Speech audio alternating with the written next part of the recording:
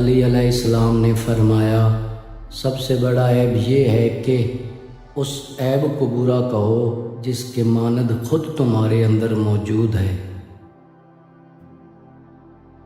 کسی کے منہ سے نکلنے والی بات میں اگر اچھائی کا پہلو نکل سکتا ہو تو اس کے بارے میں بدگمانی نہ کرو۔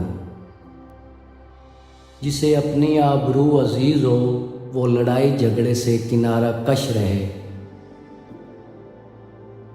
امکان پیدا ہونے سے پہلے کسی کام میں جلد بازی کرنا اور موقع آنے پر دیر کرنا دونوں حماقت میں داخل ہیں۔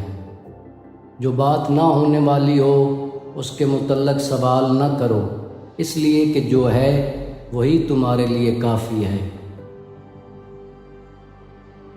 فکر ایک روشن آئینہ ہے، عبرت اندوزی ایک خیر خواہ متنبع کرنے والی چیز ہے۔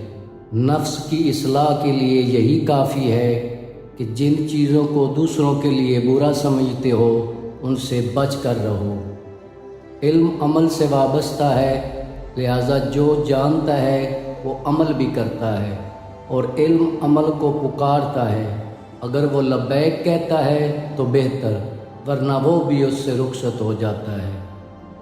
بخل تمام برے عیوب کا مجموعہ ہے اور ایسی مہار ہے جس سے ہر برائی کی طرف کھنچ کر جایا جا سکتا ہے۔ جو شخص کسی چیز کو طلب کرے تو اسے یا اس کے بعض حصہ کو پا لے گا۔ وہ بھلائی بھلائی نہیں جس کے بعد دوزخ کی آگ ہو، اور وہ برائی برائی نہیں جس کے بعد جنت ہو۔ جنت کے سامنے ہر نعمت حقیر اور دوزخ کے مقابلہ میں ہر مصیبت راحت ہے۔